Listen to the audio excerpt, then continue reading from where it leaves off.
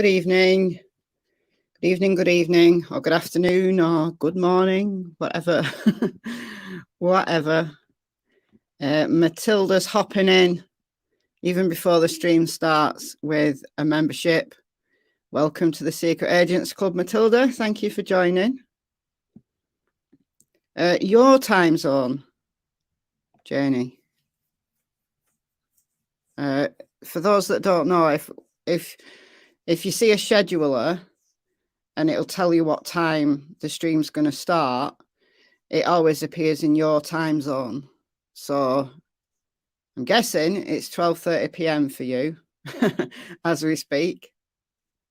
It's 6:30 in the evening for me. So yeah, it's always your time zone. So there's that. Hello, everyone. There's people logging in, telling me where you're from. We've got Florida, Texas. Where else have we got?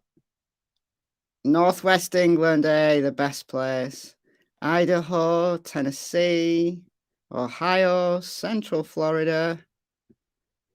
So let's see if we've got any more locations. Arizona,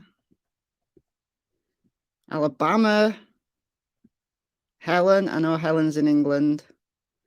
Your husband better not talk too much, Helen. Western Canada. Hey, we're from all over. I wonder if we've got any Australians in. Any Australian insomniacs. Northern Ireland, Boston, Illinois, Arkansas, East Coast, Florida, another Canada here, Missouri, Oklahoma, West Yorkshire. Ooh, opposite side of the Pennines. The wrong side of the Pennines, that. East Tennessee, Texas, WA, is that, what's WA? Washington, is it? I can't tell. Florence, Italy. Wow. Scotland, Kentucky, Michigan, another Michigan, Massachusetts, Germany. Don't see any Australians. North Dakota, Oregon, New Jersey. There we go. Ireland, Wiltshire, Midlands, UK, Kansas, snowy Ontario, Canada, Reading, Pennsylvania, Spain, Washington State, Australia. There we go. We've got an Australian in.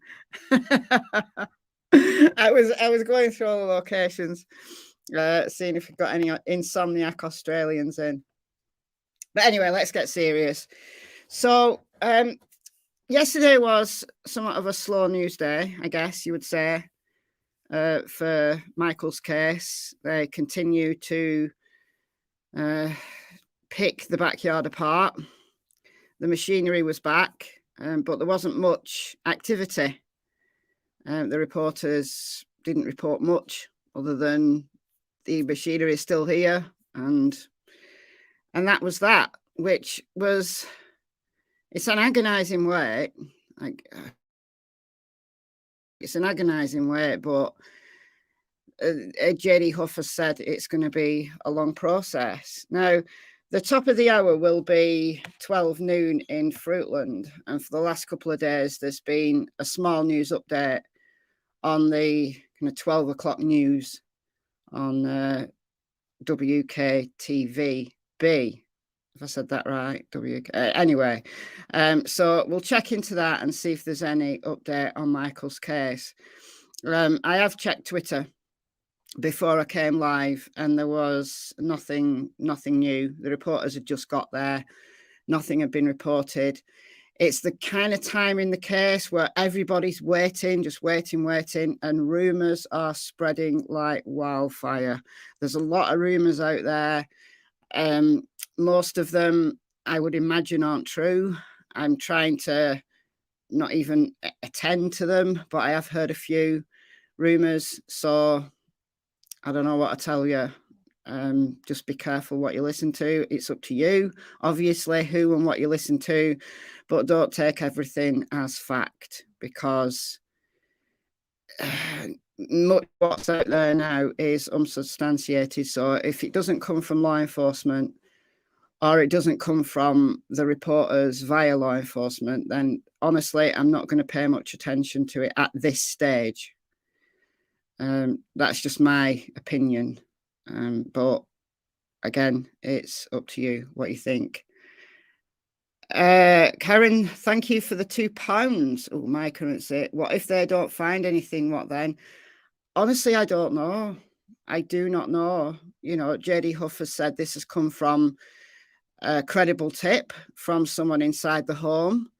I did mention on a stream maybe 2 days ago now that, you know, I'm holding out hope that what the police have is much more than what we have, and that tip is credible. And I just hope that it's not Stacey and Sarah Wandra playing games. What led the police to them in the first place, though, makes me wonder and makes me hopeful that it isn't just their lies. And JD Huff has said it's more than just one statement as to why they're digging up the backyard. So Stacey has been in jail since May on unrelated charges. So why get a search warrant now? You know, Stacey has been in jail. He's been sitting there on unrelated charges. If he's made a confession or some kind of significant statement, then obviously they've got to check it out. But JD Huff has said it's more than just one statement. So I'm assuming, thank you for becoming a member there, new member. Who is this? Peyton's Grand 72. Welcome to the Secret Agents Club.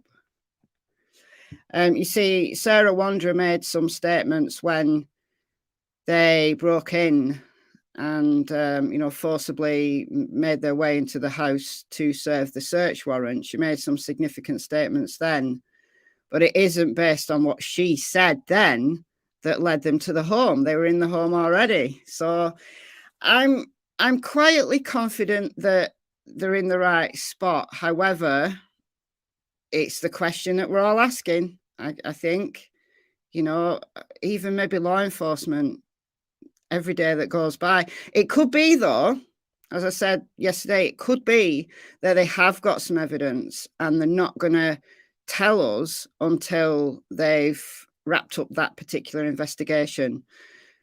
They're not going to tell us that they found this tiny piece of evidence or this tiny piece of evidence.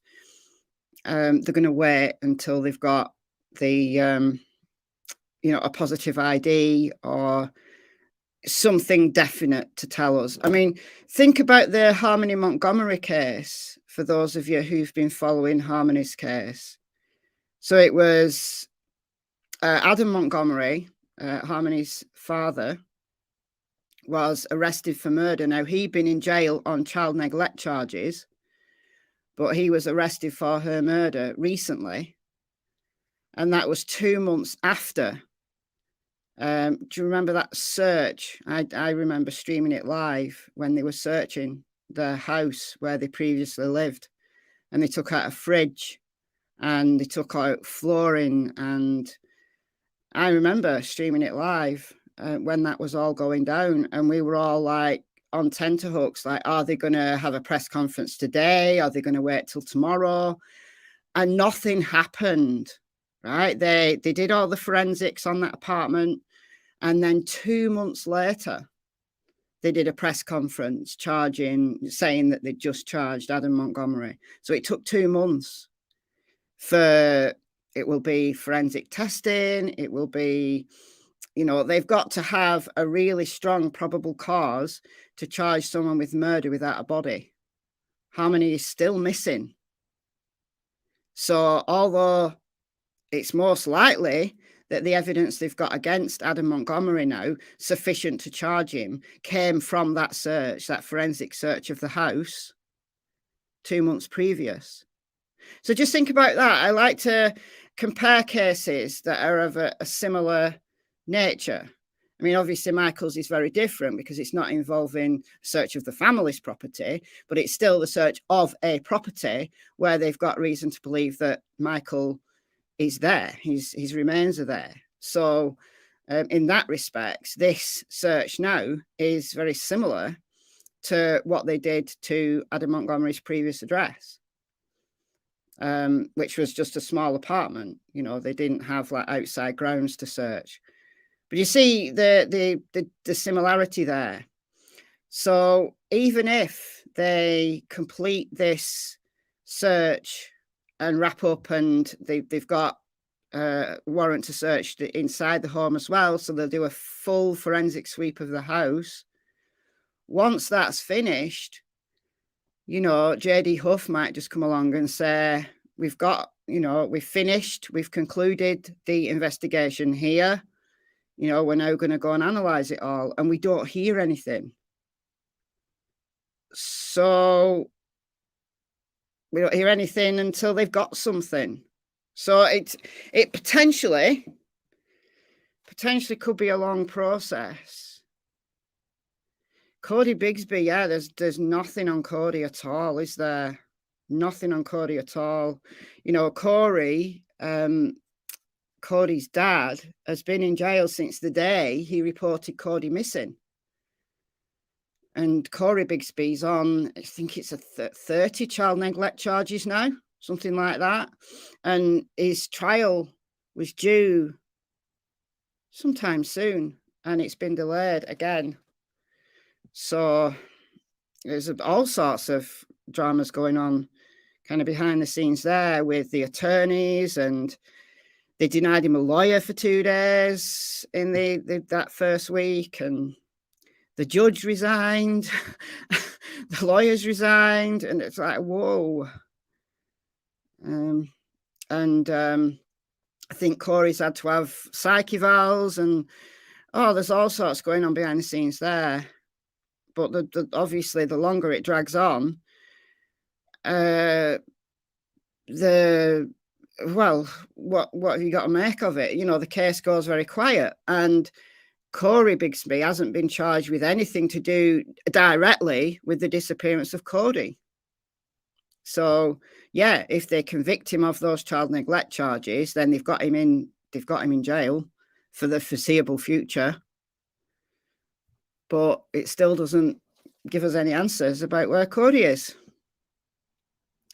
Anyway, before we check in to see if there is a midday news briefing that includes Michael, I want to just play you 3 minutes of a little news piece from, do you remember yesterday, Bentley Stansil, who went missing on Tuesday morning?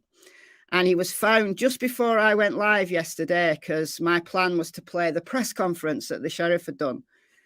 He'd been missing just over 24 hours. He didn't get on his school bus. He decided to run away, ran into the woods. Then he was seen a couple of hours later on a CCTV outside Hardy's restaurant, which is about 2 miles away from where he should have got on the bus. And we were speculating a little bit yesterday, like, was there something going on in the home? Was he being bullied at school? Did he just fancy a day off? Well, there is a little news report, and his aunt has been interviewed, and allegedly he wanted to stay home and play on his Xbox. So his plan was to hide until everyone had gone and then sneak back to the house. But for whatever reason, he got lost. So let's play this little news clip here that I've got. It's only 3 minutes. Okay. Only on WRAL, brand new tonight, we're learning what may have prompted 9-year-old Bentley Stansil to run away. Thanks for joining us. I'm Michelle McConaughey. And I'm Gerald Owens. This is the exclusive Sky 5 video when 9-year-old Bentley was reunited with his family. This was after a massive search that lasted nearly 24 hours. WR's Leslie Moreno joining us live now after talking with his aunt. And Leslie, what did she tell you about the boy's reason for running away? Guys, Bentley is resting safe and sound inside his aunt's house with only a sprained ankle. His aunt tells me he ran away to play video games. No one expected Xbox to be the reason that caused him to want to try to skip out on school and not come home. 9-year-old Bentley Stansil left for the school bus on Tuesday, but instead was seen dropping his backpack and running into the woods near his home. Bentley's aunt says his plan was to skip school and go home and play Xbox all day. I couldn't believe it. All I could think is really the Xbox because, my mind was going a million places. Like, is there something at school? Like maybe people are bullying him at school and he just hadn't told us about it. She says Bentley saw a neighbor, got scared, thinking he would get caught, and ran off into the woods. Things took a turn when he got lost. The FBI, local law enforcement, and volunteers began the search, sparking an Amber Alert about 12 hours later. He was last seen walking by this Hardee's and through the Exxon gas station. Sky 5 flew over the search just before noon as he was reunited with his mom and dad. He was found safe just about 2 miles away from home. It's like I first saw him born again. He seen me, he shot up, and came right for me. That's the best feeling in the world. They tell us Bentley took shelter from the frigid temperatures overnight in this camper, where he was able to find food and even had a friend to keep him company. Had power.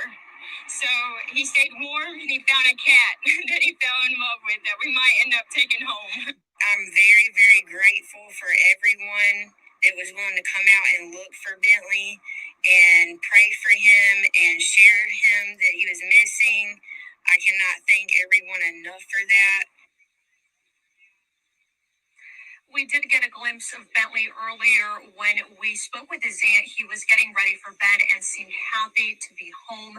The family strongly believes God was with him, watching over him all throughout the night. Gerald? And the bottom line is, after all that, the boy is safe. Leslie Moreno, live in Wendell. Thank you.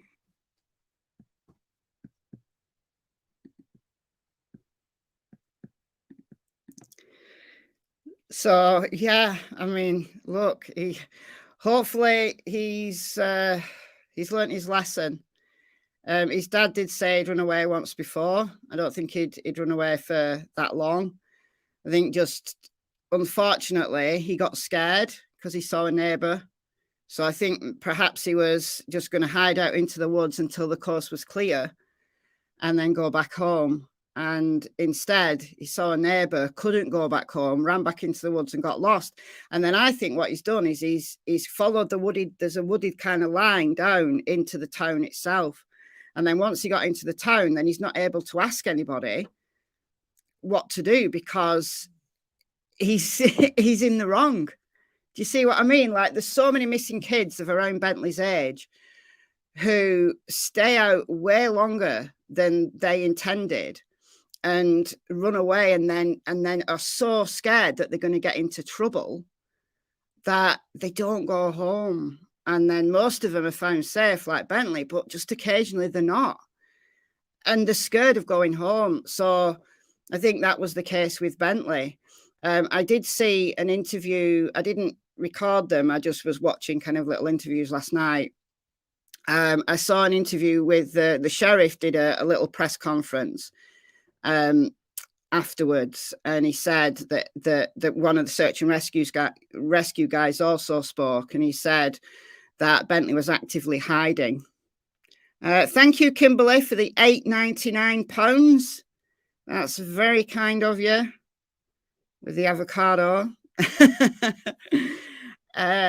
He was actively hiding. So I think he realized that he was in big trouble. But then when he saw his dad, he jumped up and hugged his dad, and his dad told him it was okay. And for those who were asking about the aunt, yeah, she's his legal guardian. Now, I don't know why. I don't know why he doesn't live with his parents, but that's the situation. So I also saw an interview with his mum and dad, and they said that he's got ADHD. So the only issue that he's having at school is regarding his ADHD, or rather his ADHD affects him at school. So maybe there is something about him not wanting to go to school that's underlying all of it. But it doesn't seem to be anything to do with abuse. I think it's to do with kind of Bentley wanting to stay home, play games, and just avoid school for whatever reason. Maybe find school difficult. But I think that is a success story, and bless him. Bless him. Hope he's learned his lesson. But how resourceful was he, you know, to find shelter? And he was so lucky that the RV that he got into must obviously have been unlocked and had power. So he was able, he got some food. His mother was saying that he got some food and did it and microwaved the food. So he was fed. He was warm for the night. He found a cat that he's kind of adopted, found a little cat. So he had company. So maybe his ADHD kind of makes him a little bit impulsive, and he just thought that he was going to skip school that day, didn't really think it through, panicked, got lost. But then it worked out for him because he found somewhere out of the freezing cold weather, or else it could have been so much worse. But a really good story. I think it's always nice to hear the good stories. Yeah, so let's have a check on the news for Michael. Let's check Twitter. Oh yeah, also I do want to we'll do it after we've done the updates on Michael, but Katie Kenyon, who I also talked about yesterday, her killer has now been sentenced, so we'll get into that. And Lancashire Police have put some really detailed information on about the search and the investigation for Katie. So I think you'll find that interesting. And that's in my own county. So I covered Katie Kenyon, 33-year-old mother who went missing in April of this year. She was found a week later with her head caved in. She'd been beaten to death. Head injuries were the cause of death. Homicide was the manner of death. Andrew Burfield, her ex-boyfriend, was charged with murder. He had his trial. He pled not guilty. But then 3 days into his trial, he pled guilty. He asked to be rearranged, and he was, and he pled guilty. So he's been sentenced today. So we're going to get into that. It's only a kind of a short update, but that's just for, you know, for I follow the cases, obviously, in my local area. I cover cases in my local area. I know that the vast majority of you are overseas. You know, you're over the pond in America or Canada, got some Australian viewers, but I cover the cases that mean something to me. And this was in my own county. In the northeast, I live in the southwest, and I live in quite a big kind of spread out county.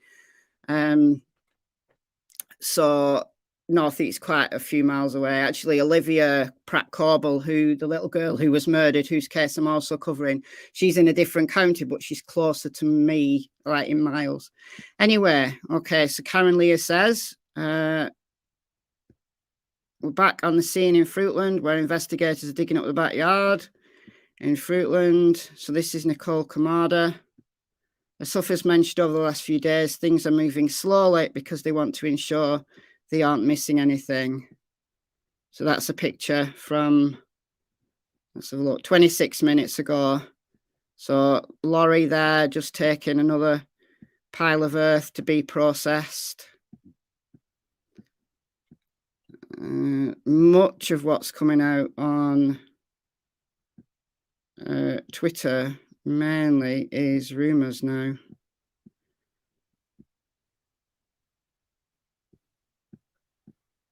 I'm curious about this. What do you guys think? Some eagle-eyed person, and obviously this is one of the things that people start discussing when a case goes quiet, but I just thought this was interesting. I'll just mention it. Some eagle-eyed person spotted this on one of Sarah Wandra's social media posts. What's with the hands? I think it's a skin condition. I don't know. But anyway, that's where we are with the case. Very quiet. And that's it. That's the latest. Nothing else going on. Don't want to get into rumours, speculation and all that. It's not the right time, in my opinion, for that. I think it's a skin condition, Peyton. I don't know if it's dirt, because the rest of her hands are clean. So why would she have dirt between? I don't know, honestly. I don't know. Strange. But yeah.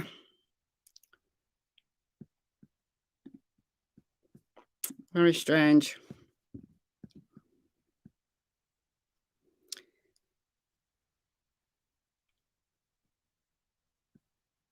Charlie's underwear. Charlie's underwear close to me in Birmingham for Camille Cupcake McKinney. No, I don't know that case. I really don't know that case. We've got a lot of skin conditions popping up now. Looks like tattoos. It looks too rough to be tattoos, honestly. It looks to me like it's peeling like a skin condition. Oh, okay. She could be. She could be. Warts, scabies, psoriasis.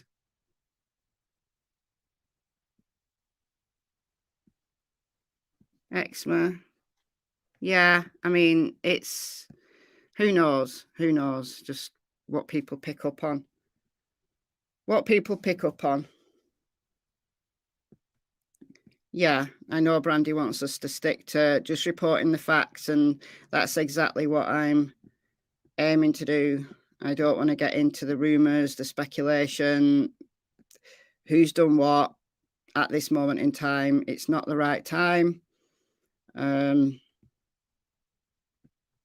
But anyway, we've got 3 minutes to the hour.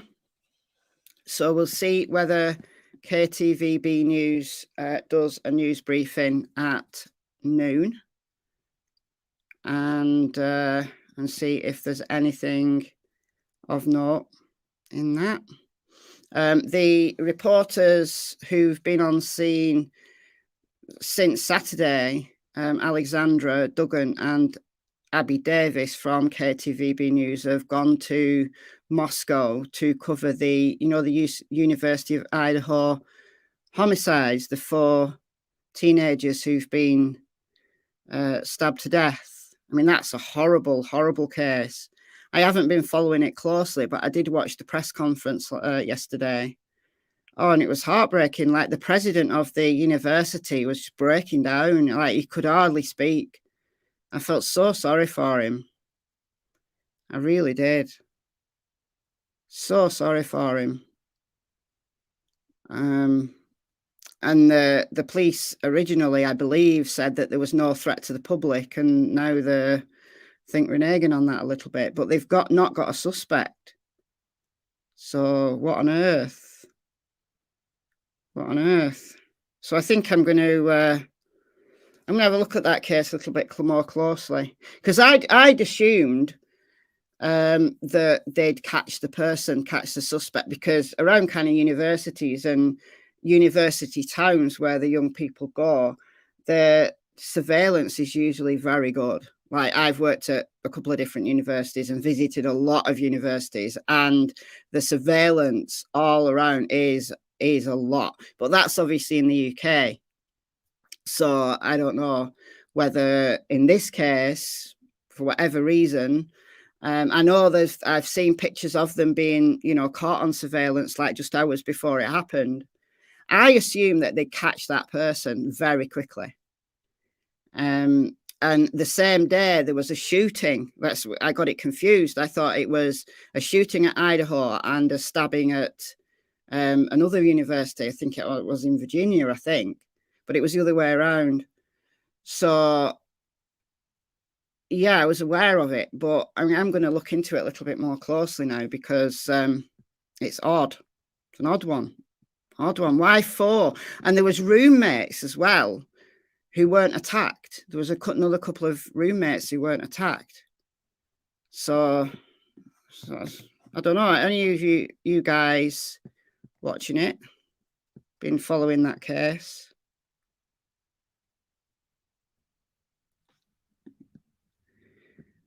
What's that? A lot of people are honing in on the stream on Twitch. Why? What's going on Twitch? I don't have Twitch. I don't use Twitch. Is that to do with the university case? Was there things going down on Twitch?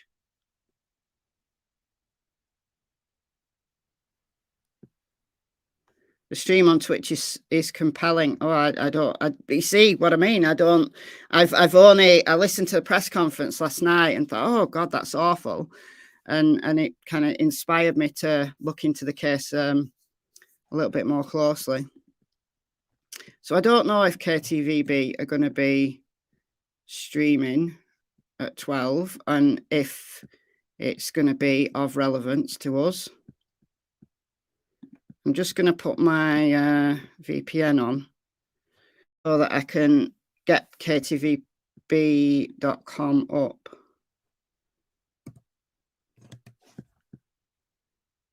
And see if there is a stream at 12.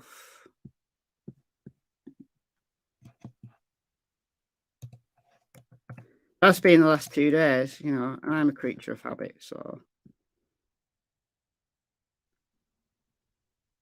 News at noon, here we go. Conventional thinking would say... I'll spare you the T-Mobile advert. Why? I'm not going to leave. Why does it want me to think I'm leaving? I'm not leaving. It's just a T-Mobile advert that always seems to come on this channel. Have they said roommates aren't involved? I don't know, honestly. Like I said, last night was the first time I actually paid attention to anything beyond the basics. Here's the news, though. Let's listen in. Live in Moscow. And in the neighboring town of Pullman, police are advising people to remain vigilant following the news coming out of yesterday's news conference there in Moscow. On their social media, they told people to be alert and aware of their surroundings, keep their hands free and eyes up while walking, trust their instincts, ask for help when they need it, care for themselves and others. And if they see something, say something.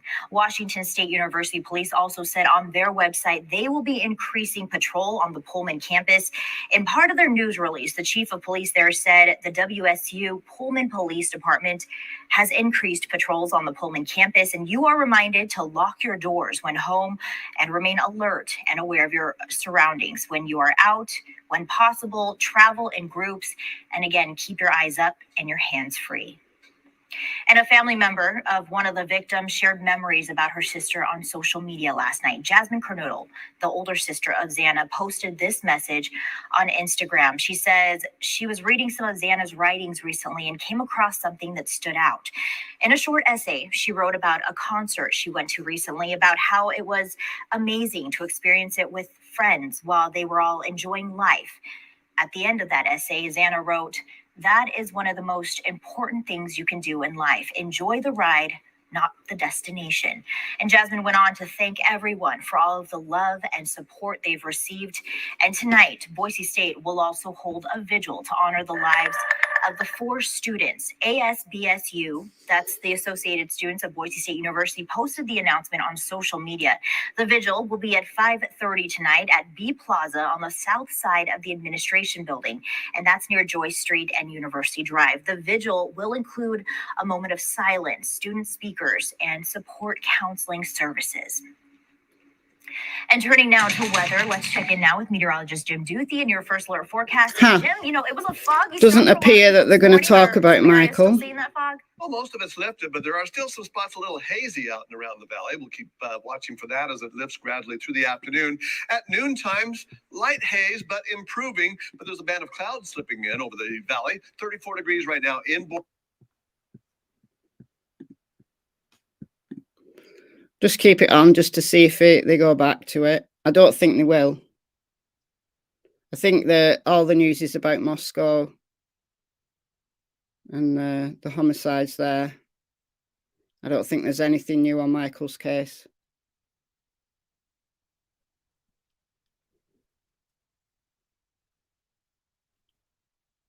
They're in Fahrenheit, aren't they? I always get confused because our weather's in Celsius. So when I see temperatures of like 22, I think, oh, that's warm. That's hot, that. It's not. It's really cold, isn't it?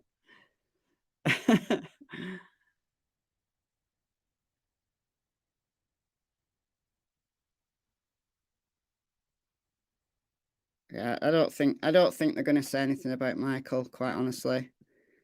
So what I want to do is, in a minute or two, I want to tell you about what the investigation into the murder of Katie Kenyon found. It's really interesting. It's interesting that Lancashire Police have put all this on Twitter.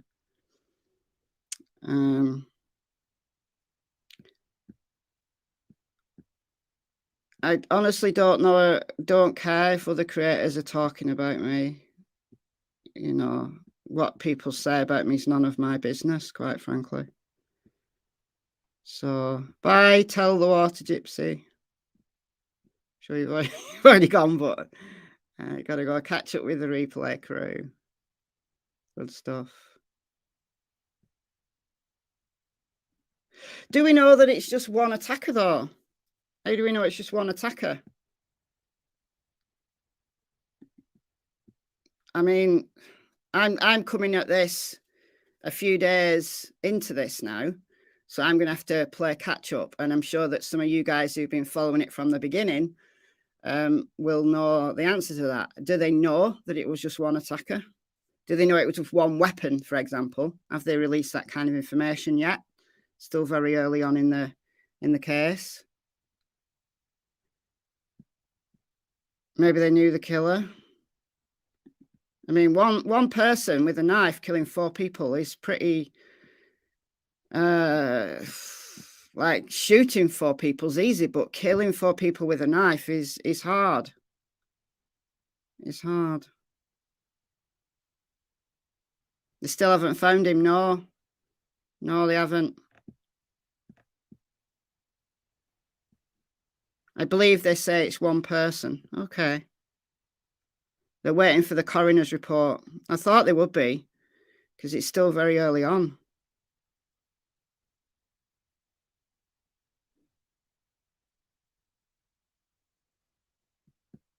They think the victims were asleep. Right. Okay. That makes sense. Because you can, put something over their mouth and then stab them, and you don't have, like if it's students who are sleeping in separate rooms, there's no way that any of them can be alerted then. Oh, dear me. Did anyone see the blood literally dripping out of the house? Oh, my word. Oh, my word. They will know. Yeah, once the autopsies are done, they'll know whether it's the same style of weapon, but also like this kind of the forensic autopsies are very good because they don't just take into account that it was the same type of weapon, and they'll look at like the blade edge, and they're able to tell stuff from that.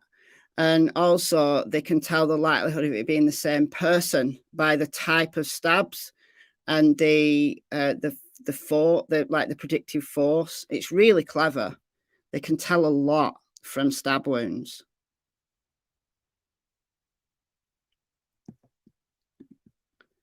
The autopsy should be complete, according to the coroner on the news.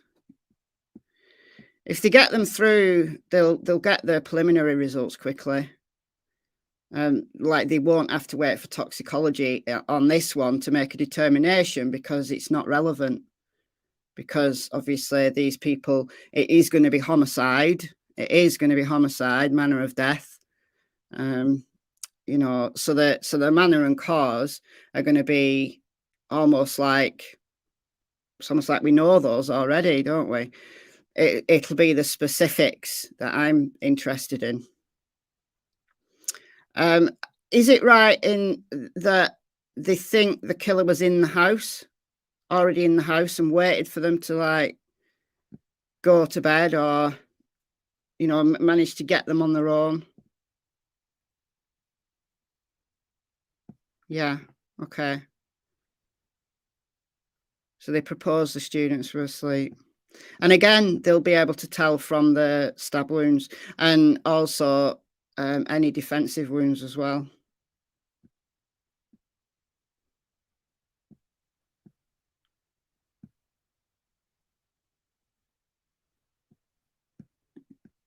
Somebody killed 8 nurses by stabbing. It's because it's hard work stabbing people to death. You know, it's gruesome. It's a really angry way to kill someone. A really angry way.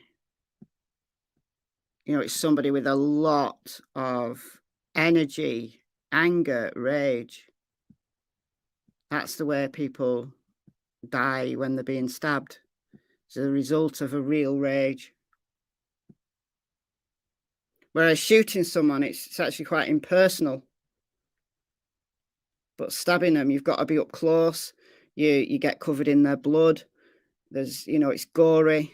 You've got, and to do multiple people that way, you know, to carry on that, it's frenzied. It's horrific.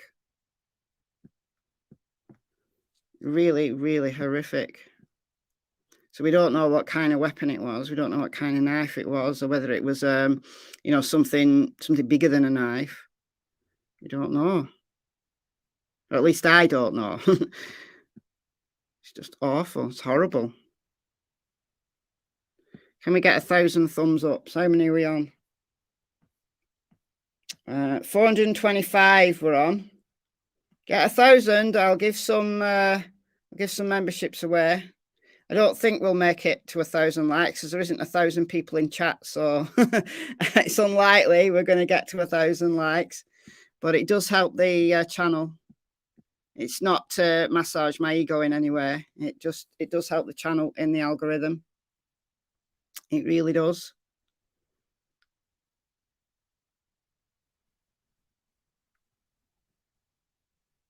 Well, I don't know. I don't know what the state of the place was, honestly. It's just horrifying. It really is. Anyway, what I want to show you is what the Lancashire police have said about the murder of Katie Kenyon. So indulge me. I know most of you are over the pond and are not involved at all in UK crime, but this is one that I follow closely because it was in my own county. So the man who yesterday pled guilty to murder has today been sentenced to life in prison. 51-year-old Andrew Burfield, the ex-boyfriend of Katie Kenyon, will have to serve 32 years before he is eligible to apply for parole, after which time there is no guarantee he will be released. So he's got 32 years. So the minimum mandatory sentence for murder in the UK is 15 years. And then the judge can add on as many years as they want based on a whole range of factors. So he's there until he's 83 years old. So if he makes it to the grand old age of 83, he will then be able to apply for parole. So I think that for Andrew Burfield is essentially a whole life sentence, don't you think? So good. That's at least one creeper off the streets of my own county. So I want to read you the thread that Lancashire Police put on. So it's a long thread and they detail through the whole story of the investigation. You're absolutely right, Glitter Witch. There's evil everywhere. Everywhere. In my county, in your county, everywhere. It is a decent sentence, Jen. It is. That guy is not coming out anytime soon. And I bet you any money, if he makes it to the grand old age of 83, they won't let him have parole anyway. I bet you any money. But in 32 years, I'm not even sure I'll be alive. But if I am still alive in 32 years' time, and I'm still reporting on true crime on YouTube, then I'll be sure to report whether or not Andrew Burfield gets parole. Oh, dear. We're up to 533 likes now, so we've got a way to go. All right, I'm going to read you this thread. Really interesting. There's photos and everything. Okay, so it's a great piece of detective work here on behalf of Lancashire Police. They got the case tied up in a nice, neat bow. There is no way in the world, if Andrew Burfield had gone all the way through to the end and had the jury deliberate, I am absolutely positive they would have found him guilty based on the evidence that Lancashire Police got from him. So let's get into it. Today, Andrew Burfield was jailed for life for the murder of Katie Kenyon. We think it's important to give you an insight into the investigation that led to his conviction and tell Katie's story. This is that story. That's Katie. How beautiful is she? She had young children. She had all her life ahead of her. Her only mistake was to be associated with a low-life creep like Andrew Burfield. Anyway, Katie was reported missing in April. Concerned family members had gone to Burfield's home after they had received cryptic text messages sent from Katie's phone saying she had gone away to work on herself. Those messages were from Burfield, purporting to be from Katie. And that's Burfield. Right there. But then again, he just hadn't thought things through here. Our digital forensic experts would later recover drafts of the messages backed up in the notes section of Burfield's iPhone. So he'd wrote the text messages in his notes on his iPhone, right? So all the police needed to do was log in to any iDevice, any Apple device, using Burfield's login, and there are the notes. There are the notes. Oh no, dear me. Anyway, which showed he had written them at least 3 weeks before the date they were sent out. So he'd been planning this for at least 3 weeks. He'd been planning what texts he was going to send her family when he murdered her.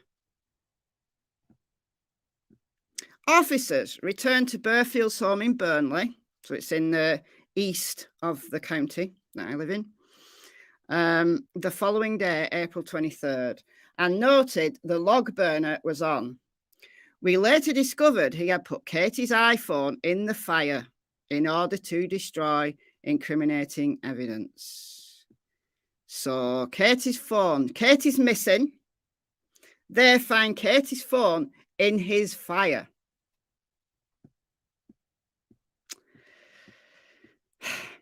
Burfield was in good spirits and even joked about us searching his van. Our officers noted it was not the usual demeanour of someone embroiled in a missing persons case. Let's listen in. It's just to have a look in that lot. So you just left her to do it? Don't suppose you've got a ladder handy, have you? Not at all.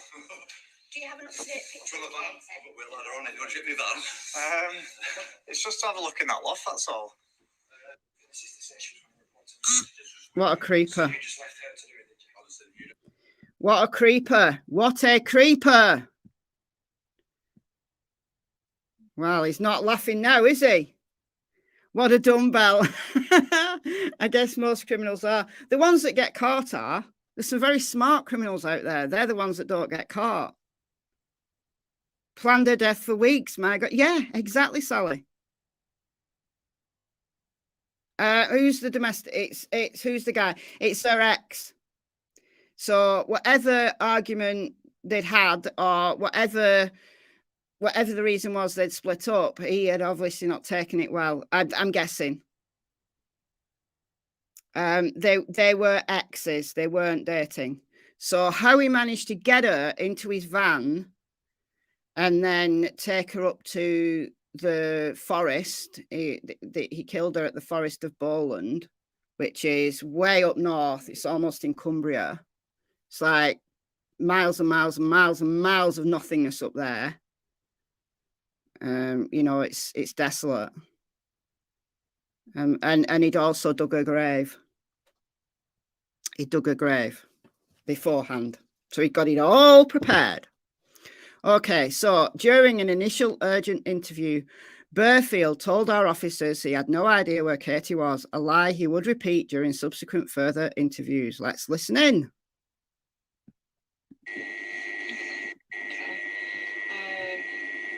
I'm going to appeal to you now to let me know if you do know anything at all. That's fine. I'll go and get her myself. Yeah? Okay, because I'm sure you're aware that her family are really, really concerned. Yeah. The last place she's known to be is parked up on your road. Yeah, of course. Yeah. Which is obviously why you're in custody. So it's reasonable for us to think that you may know where she is. Yeah, okay. All right. So please, if you do know. I don't, honestly. All right. Okay. Well, you did know because you dug a grave. Footage obtained during the early part of our investigation showed Burfield's van heading towards the Forest of Bowland on April 22nd with Katie sat in the passenger seat. An image of the van was released to the media. I remember making several videos about this case over on Michelle Walks when Katie was missing, and I was publicising that van. And I think my thumbnail of one of the videos was this van with the license plate on it.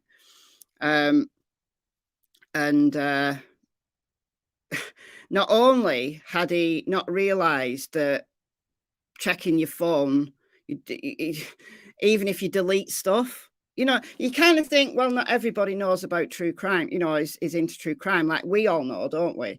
That, if you delete stuff off your phone, it's never really deleted and the police can get it back, especially if you've put it in the notes of your iPhone, because then they can just check your account.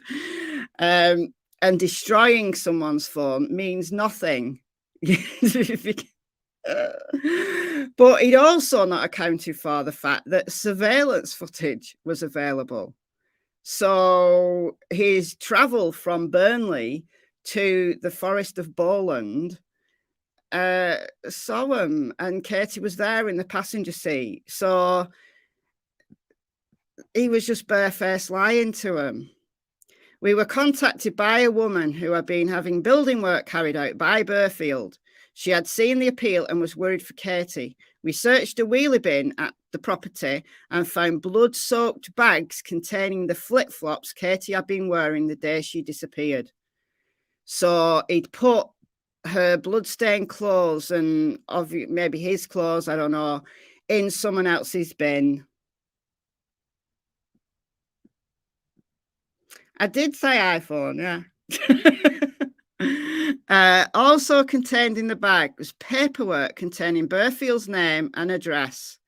We also found a spade which he had taken from a family member's house the day before Katie's murder. This guy really is not bright. This guy is not bright. Footage obtained during the course of the investigation showed that Burfield had gone up to the Forest of Bowland the day before Katie's murder. During a period of around an hour and a half, he had dug a deep and complex grave. It was a deep grave. I thought it was a shallow grave. So it was in there somewhere. I don't think it was too far in, actually, into the forest. I don't think it was that far from one of the roads that cuts through. He had tied a bag of rubbish to a tree near the site as a marker, so he'd later be able to find it again after the murder.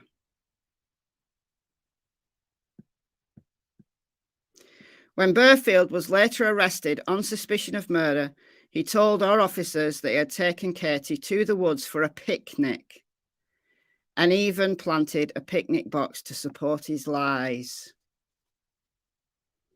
Wow. Dumb, but still a monster. Absolutely. You're not going there again, Karen. I haven't been to Forest of Bowland for many, many years. I think I was a child last time I went up there. It's the opposite side of everywhere for me. The opposite side of everywhere for me. All right, so the lies get more and more bizarre now. Burfield falsely claimed Katie had challenged him to knock a can out of her hand with an axe he was using to chop wood. Why would he be chopping wood if they went for a picnic? Why would he need to chop wood? Because picnics, I don't know about you, but picnics, you take the food with you, don't you? And you eat the food, and then that's your picnic done. What's he chopping wood for? He said he had thrown the axe at a tree, but it had bounced off and hit her once in the back of the head. What an absolute spanner, yeah. So he hit her with an axe. Post-mortem examination later showed Katie had been struck 12 times to the head. 12 times to the head. So his lies got more and more convoluted. So first he didn't know where she was at all. And if he knew where she was, he'd go and get her. Then he said, when they then confronted him and said, well, we've actually got surveillance of you taking her up there. Then he said, well, we went for a picnic. And then they'd have confronted him with the results of the autopsy where Katie died of head injuries. And he'd have said, yeah, well, we were, we're playing around and she challenged me and the axe hit her, but I didn't kill her. So 12 times to the head with that. Burfield buried Katie and tried to conceal the grave. He sent pre-written text to Katie's family to make it seem like she was alive. He tried to cover up his crime by washing the clothes he was wearing. However, a speck of her blood was found on the seal of his washing machine. Oh, no. Oh, dear me. This guy used his own washing machine to wash his clothes. Dear me. With the overwhelming weight of evidence against him, Burfield was charged with Katie's murder on April 27th. So that was 5 days after she went missing. However, Katie's body had still not been found at this stage. On April 29th, Burfield was produced from prison and taken to the murder site to identify the area. All right, let's listen in.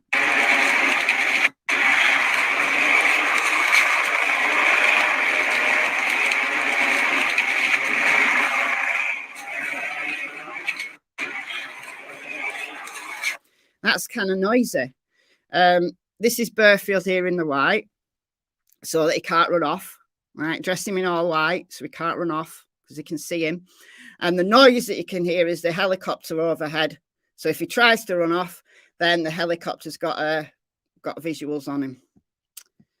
So these guys are not messing around.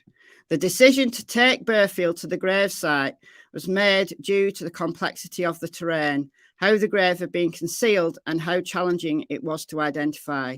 We also desperately wanted to find Katie's body to give her family the closure and the peace they deserved.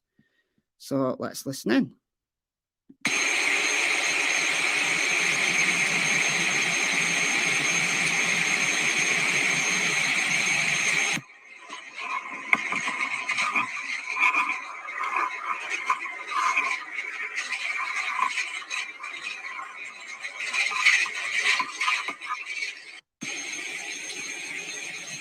So that's the scene from the helicopter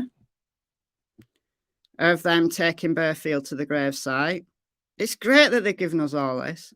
In England, in the UK, we don't tend to get all this stuff. We don't. But Lancs police are great. Burfield walked officers directly to the gravesite and knelt down at the exact spot where Katie was buried.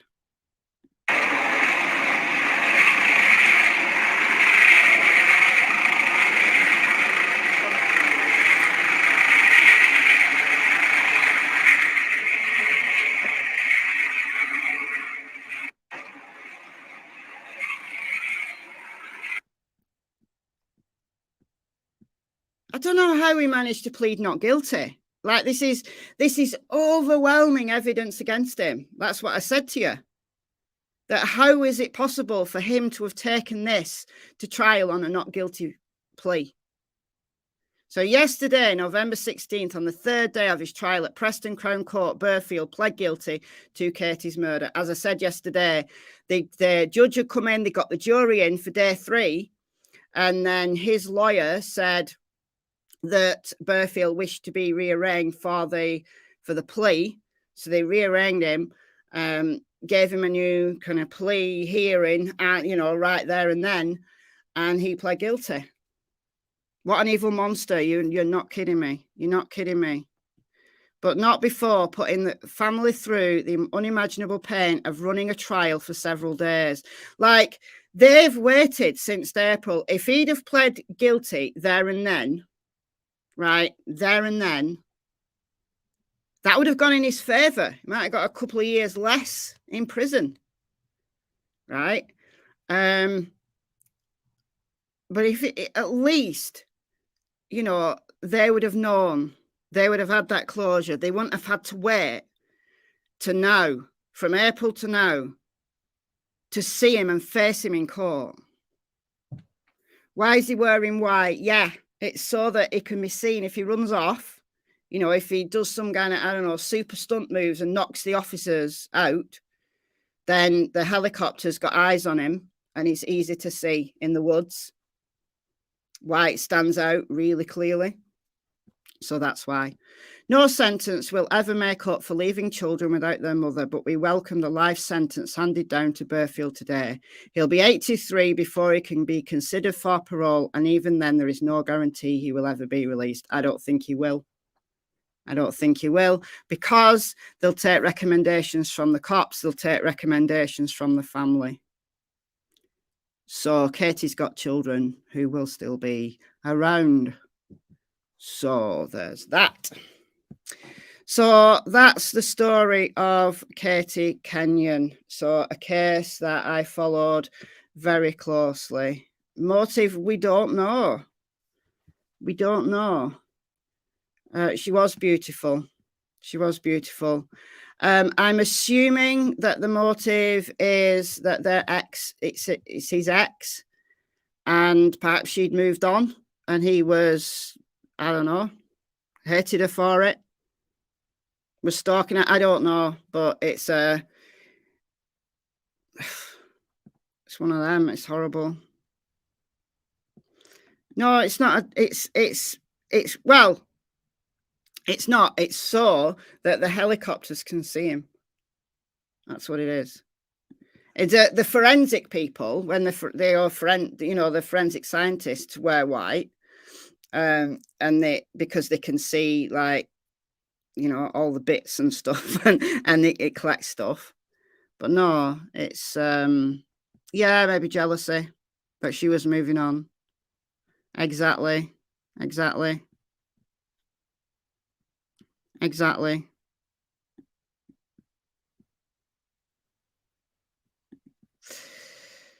We will never know the answer to that question. Yeah, sometimes people don't really need a motive. These people, you know, we don't know why they broke up, but some people don't really need a motive when they're angry with an ex. They'll put them through hell. All right, let's look at the latest on Michael here. Let's have a look, see what's going on. Okay. No, nothing relating to the house and the search. So yeah, nothing going. It might be another slow day. Mind you, it's what time is it? 25 to 1 there in Fruitland. If he can't have her, no one can, Leopard Joy. That's probably sums up what a lot of these guys think, and girls. It's not only men that commit acts of violence against ex-partners. That kind of level of jealousy, and it turns from this really twisted kind of love to hatred. And yeah, I think that sums it up. If he can't have her, no one can. Don't know what story he told her to get her in the van in the first place. No idea. No idea.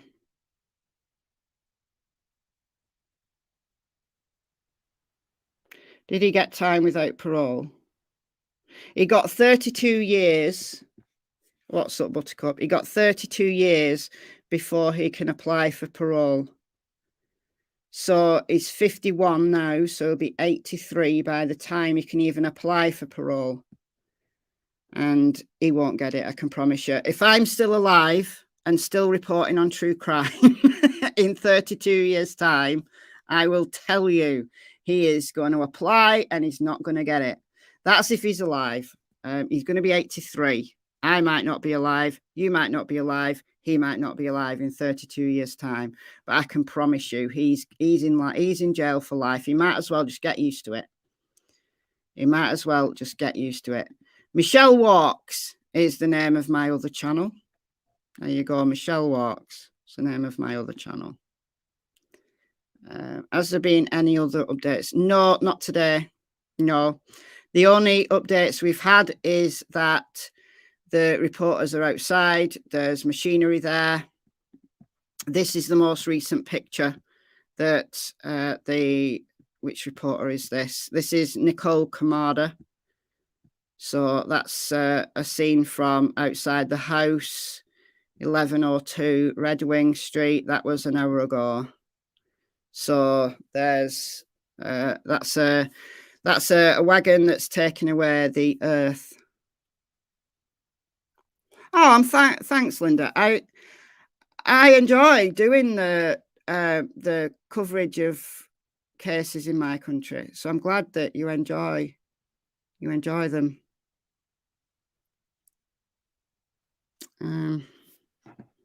So we've got the trial for the killer of Olivia Pratt-Corbell. I'll be covering that once that comes up. Luke O'Connor, who was the young man who was stabbed to death just around the corner from where my son's girlfriend lives. That happened, what was that, 2 weeks ago, 3 weeks ago now? So his killer has been caught, or alleged killer, should I say, Shiloh Pottinger. So I'm following that, waiting for updates on that. So those are all within 30 miles of me. So yeah, I absolutely cover cases in my area. So every time people come in my comments, and they do. I had one about 2 days ago saying, Michelle, I'd love to hear you report on crimes from the UK. It's like, well, you obviously don't know my channel very well, because I do. Oh dear. Anyway, so yeah, there's nothing going on. It's horrifying for the whole family, isn't it? Horrifying. But you know, JD Huff has said that this is going to be a long process. It's going to be a long process, because once they've processed the backyard, they're going to do the inside of the house as well. So that'll be a full forensic examination of the house. And even then, they might not tell us anything until it's all been, everything's been processed, analysed, and they either have a positive ID on the evidence that, you know, this pertains to Michael, or they don't find anything, and they're going to have to come and tell us that they haven't found anything, and they're back at square one. So somebody asked that question early on in this stream: what happens if they don't find anything? Well, ultimately, we might not know for a while, and then when they do come out and perhaps maybe tell us they haven't found anything, then questions are going to be asked as to, well, what was the evidence that they had in the first place to lead them there? It must be really credible. I mean, I'm quietly hopeful that they will find something, but at the same time, I don't want them to find anything, because it will renew the hope that Michael might still be alive somewhere. But I don't know. We want an absolutely solid case. We want a real solid case, and we want a You know, we want everything done absolutely by the book so that the defence can't wriggle out of it, that anybody concerned, anybody and everybody, JD Huff has said there's more than one person involved. We want everybody who had a hand in this to be caught, to be tried, to be convicted, and to be sent down for a very, very long time. We don't want any potential for mistrials or appeals on procedural grounds. We want it all done by the book. We want it done slowly, meticulously. I'd rather wait months for answers than have answers very quickly, and then it turns out that you know, it's resulted in a mistrial or something, you know, silly like that. We don't want that. We don't want that. Oh, that would be horrible. That would be horrible. It's torture. It's utter torture. You know, every day we've been sitting here waiting for the slightest bit of news. Just imagine how they feel. Terrible. Absolutely terrible. It really is. Anyway, I'm going to sign off because it doesn't look like there's going to be any breaking news at the moment. If there is breaking news, then I'll come back later. I don't expect there's going to be, just my opinion, but you never know. So I don't know whether I'll do a stream tomorrow. These streams are really tiring me out. I don't know how people do hours and hours of live streams every day. It tires me out. I'll only do a stream tomorrow. I'll do a video, but I'll only do a stream tomorrow if there's any really big news. Because I'm up to date on the cases that I've talked about this week as well, like Bentley, Katie. I'm up to date on all of that as well. So, yeah, I'll see you tomorrow for a video, but likely not a stream unless there's big news. All right, guys, enjoy the rest of your day. Thank you for being nice and respectful in chat. Thanks for the super chats and super stickers. Welcome to the new members. We didn't make it to 1,000 likes. What did we make it up to? 708 likes. So no membership giveaway in this stream, unfortunately. If a stream gets to 1,000 likes, I give away some memberships. That's my new rule. All right, so you'll know in future.